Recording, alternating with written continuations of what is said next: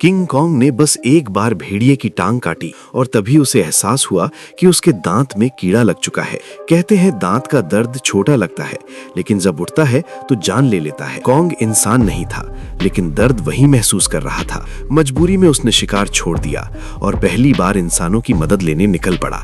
थका हुआ कॉन्ग एक पहाड़ी पर लेट गया। एक छोटी लड़की ने उसकी हालत समझ ली और वैज्ञानिकों को बुलाया। सबसे पहले उसे कई टन सेडेशन दिया गया ताकि वो बेहोश हो जाए। फिर एक फ्लाइंग मशीन से वेट्स नीचे उतरे और खास मशीन से उसका सड़ा हुआ दांत निकाल दिया। जब कॉन्ग होश में आया तो देखा कि उसका पुराना दांत अब एक सुपर स्ट्रॉन्ग आर्टिफिशियल टूथ से रिप्लेस हो चुका है। अब तो वो गॉडजिला को भी काट सकता था। लेकिन मुश्किलें यहीं खत्म नहीं हुई। एक लड़ाई में उसकी दाईं बाह बुरी तरह फ्रीज हो गई। फिर से इंसानों की मदद ली गई। इस बार उसके लिए एक एडवांस्ड मैकेनिकल आर्म बनाई गई जो पूरी तरह ऑटोमेटेड थी। जैसे ही आर्म अटैच हुई और उसमें एनर्जी इंजेक्ट की गई, कॉन्ग ने तुरंत अपनी ताकत वापस महसूस की। एक मुक्का जमीन पर मारते ही चिंगारियां उड़ गईं। अब वो बदला लेने के लिए तैयार था। एक बार भागते वक्त उसके पीछे खतरनाक भेड़ियों का झुंड पड़ गया। लड़ाई होती तो दोनों तरफ भारी नुकसान होता, इसलिए वो बचने की कोशिश करता रहा। आखिरकार उसने चालाकी से एक ट्रैप लगाया और कई भेड़ियों को खत्म कर दिया। बचे हुए डरकर भाग गए।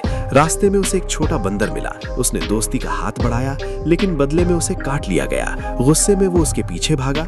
तभी कुछ और वानरों ने उस पर हमला कर दिया, लेकिन कॉन्ग की ताकत के आगे वो टिक नहीं पाए। वो बंदर उसे रास्ता दिखाने लगा, लेकिन बीच में खतरनाक झील आई। अचानक पानी से एक विशाल ड्रैगन निकला। पानी कॉन्ग की कमजोरी थी, फिर भी उसने लड़ाई की और आखिरकार उसे मार गिराया। आगे बढ़ते हुए वो एक गुफा में पहुंचा, जहां उसने अपने ही जैसे वानरों को गुलाम बनकर काम करते देखा।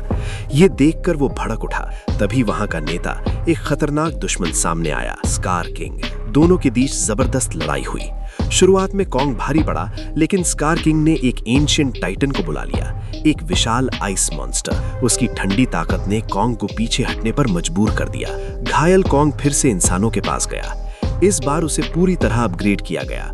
नई मैकेनिकल आर्म और एनर्जी बूस्ट के साथ वो पहले से ज्यादा ताकतवर बन गया। उधर स्कार किंग उस आइस मॉन्स्टर के साथ एक कबीले पर हमला करने निकल पड़ा था। कॉन्ग समझ गया कि अकेले वो जीत नहीं सकता, इसलिए उसने एक बड़ा फैसला लिया, गॉडजिला से मदद मांगने का। जैसे ही वो सरफेस पर पहुंचा, गॉडजिला ने उसे दुश्मन समझकर हमला कर दिया। दोनों के बीच भयंकर लड़ाई शुरू होगी।